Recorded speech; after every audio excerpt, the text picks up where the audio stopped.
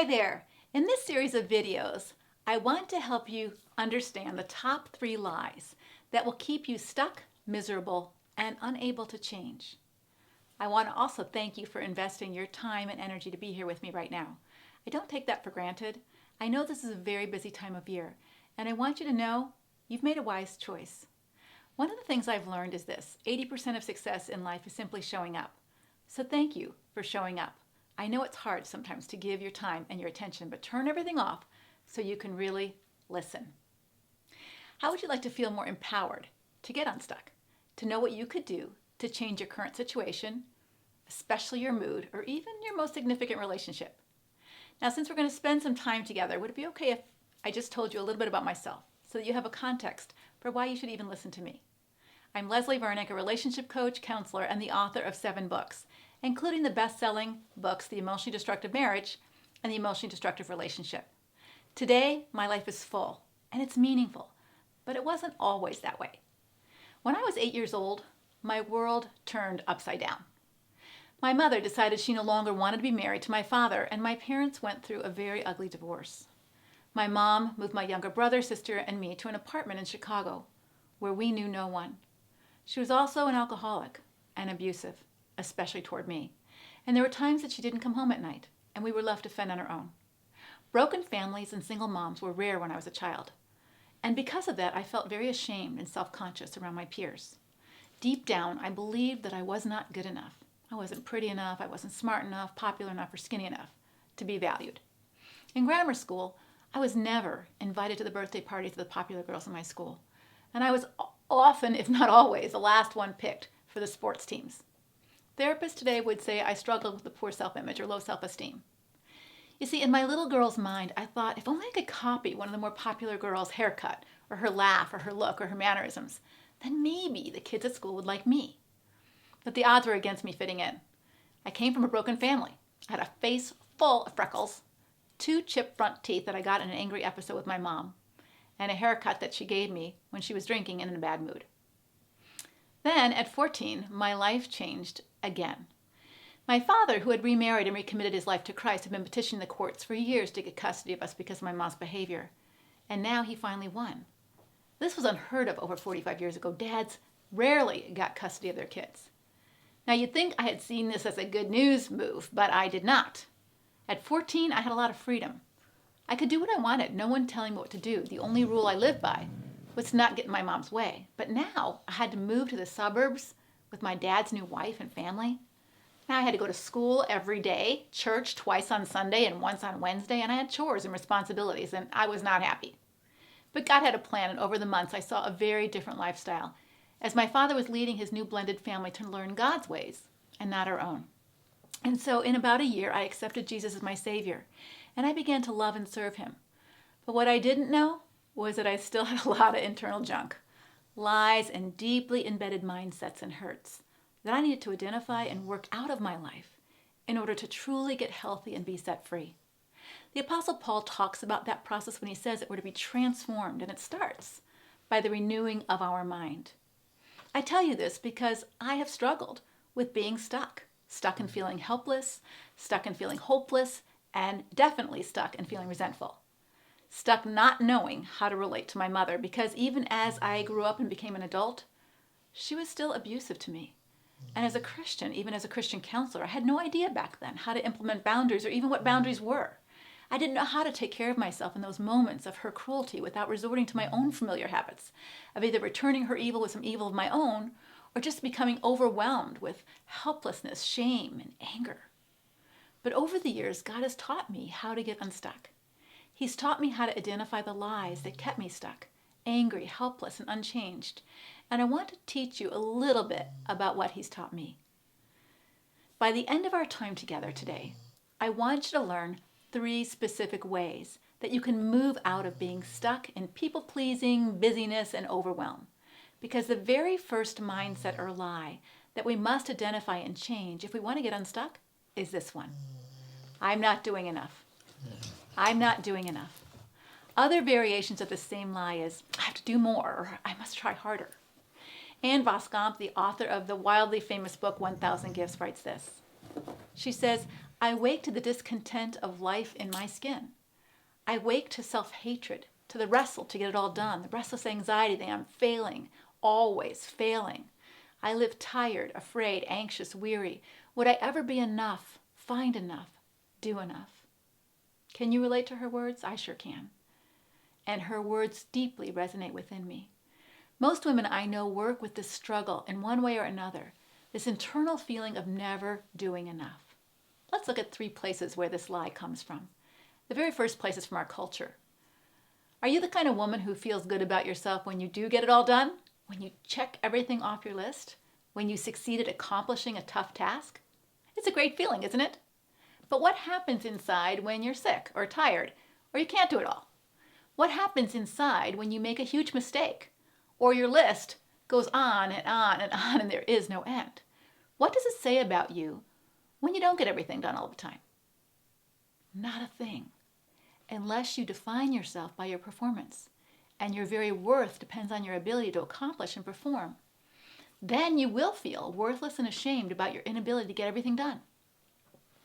We live in this world that defines a person's value and worth by her productivity and efficiency.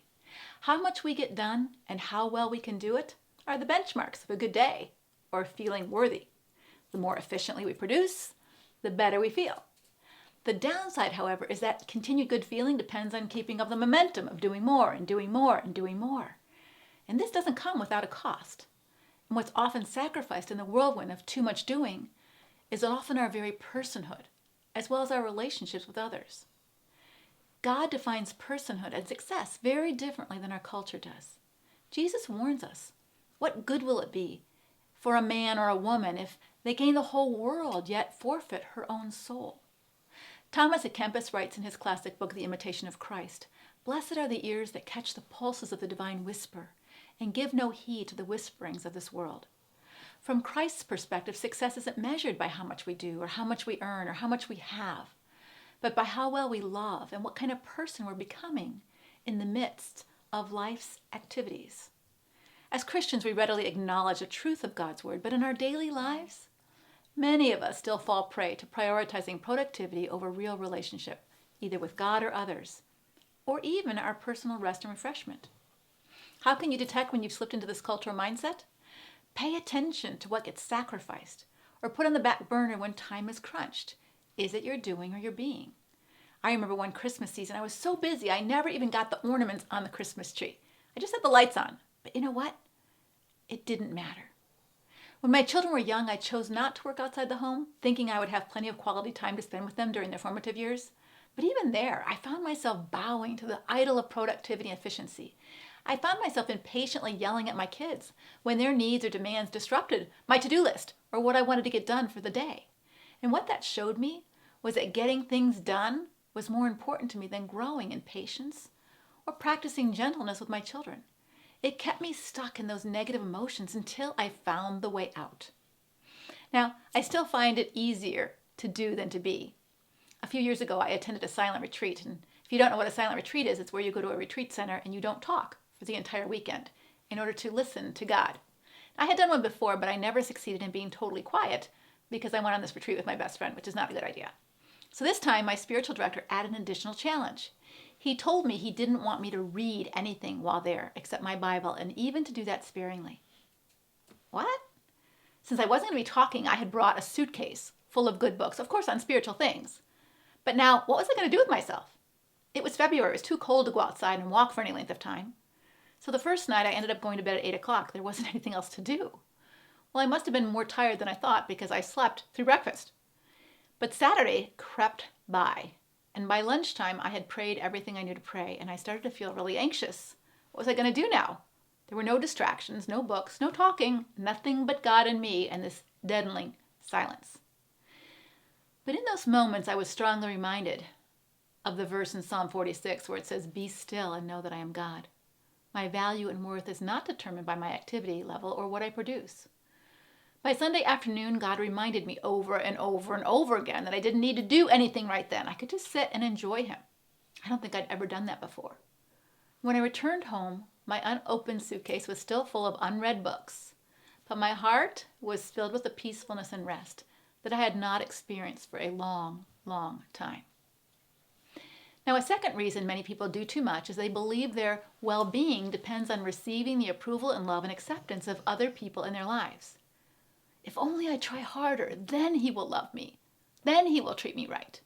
Many women in destructive marriages have believed this lie. If only I pray harder, respect him more, love him more, be more sexually attentive, be more organized, cook better meals, then somehow he will value and love me. For a long time, I believed I wasn't good enough because I wasn't popular with my peers. I longed to be liked, accepted, and valued by others, and I believed that if I could just do something for them, for example, maybe I could help them with their homework, or maybe I could fix their problem by taking it on myself, like I remember giving away my lunch money a lot to people who said they forgot their own. Or maybe I could rescue them by doing for them what they should be doing for themselves. Then maybe I would be accepted. Maybe then I would be worth something. Maybe then I'd get invited to the parties of the popular kids or get picked first for the kickball team. If they liked me and wanted me, then that would mean I was good enough. I was worth something. Now, don't misunderstand me. There is nothing sinful about desiring acceptance and love. It's a fundamental need in all human beings. And honestly, I still prefer popularity to rejection. I'm not alone, I know. My problem was not in my desire, but that I depended on sinful, fallible, broken human beings to give me something only God can give me fully.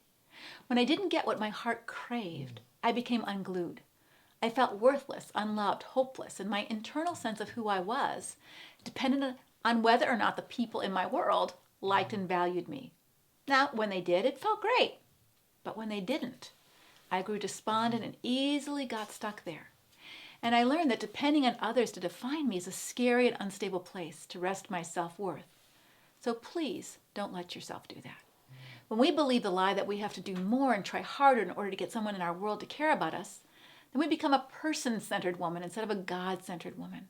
And as a result, you frantically do things that you believe you need to do in order to have others be pleased with you or accept you or approve of you or need you. And you're terrified of rejection or disapproval and sometimes bend over backwards so that you won't be abandoned, unneeded, or disliked. Let me put it a different way. If a mother loves her baby, does that mean that baby is worth something? Now, if your answer is yes, what if that baby's mother decides she doesn't love her baby and neglects to care for its needs? Does that mean her baby is not worth anything? No.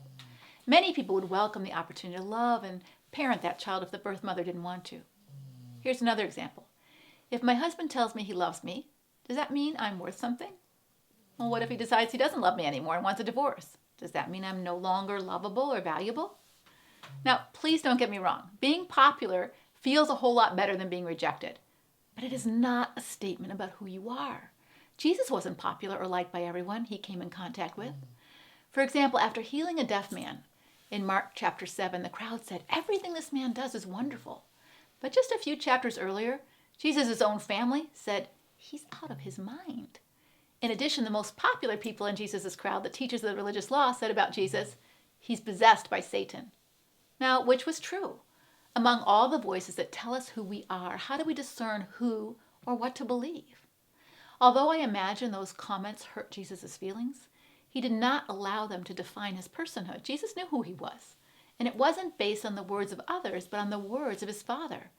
God said, "You are my dearly loved Son, and you bring me great joy." So if you depend on people liking you or approving of you to define who you are, it turns you into a people pleaser and not a God pleaser. And that will keep you from growing into the woman that God designed you to be. And so if you want to break free from this, from your people-pleasing compulsions, you must put an axe to the root of your problem, which is the fear of man and your own inner sense of unworthiness. Until you do that, you'll not be successful in curtailing your chronic busyness. You'll always feel like you're not doing enough. Maybe in a moment of anger, exhaustion, you may stop for a bit, but soon the cycle starts up again, and your desire to please people and win their approval wins over your desire to take better care of yourself or even to please God. Now, the third reason we stay so busy doing is to avoid what's going on inside. For many people, busyness is an intentional way to avoid reality. We don't want to feel our feelings or look at what's wrong in our life. You see, when we slow down, those realities creep in and make us feel anxious and awful. And so it's just easier to stay busy. For example, Janet was a workaholic and everyone said so, including Janet. But what made Janet drive herself to function like a machine instead of a person? Janet looked successful, she was well liked, but she was not happy, and no one knew that better than her.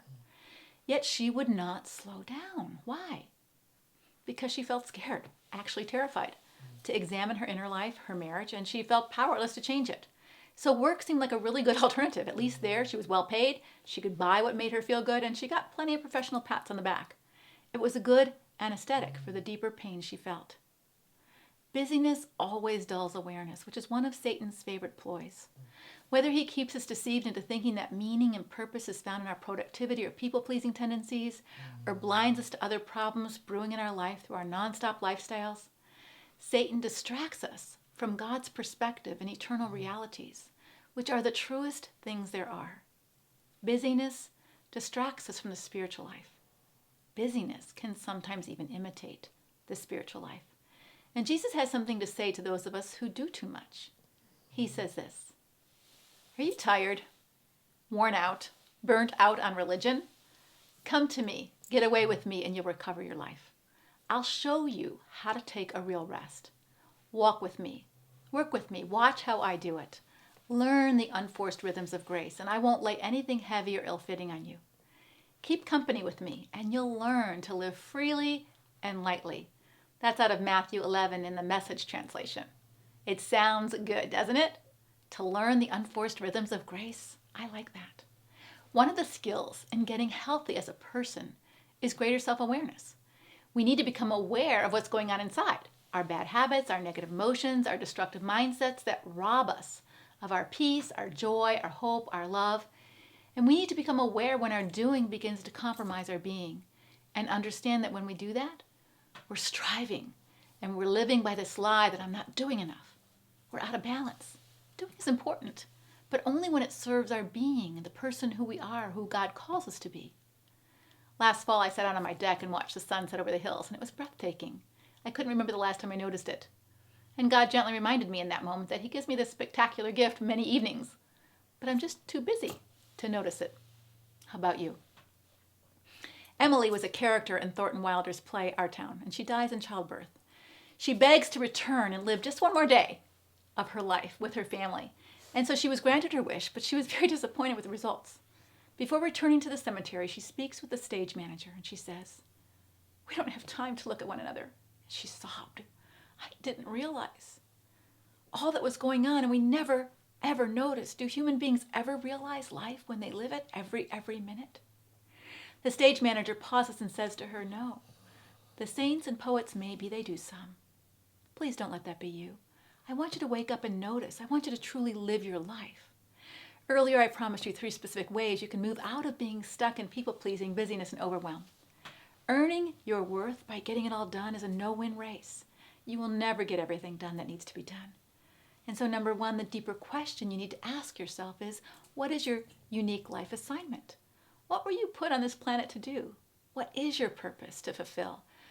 So that like Jesus, who didn't get everything done, got everything done that he was supposed to do in his short 33 years, and when he said, "It is finished."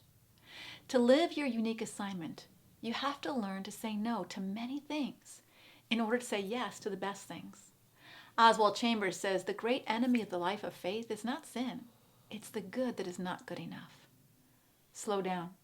Stop your busyness and give yourself time to journal so that you can reflect and become aware of why you're doing what you're doing and what you need to stop doing so that you can become a stronger being.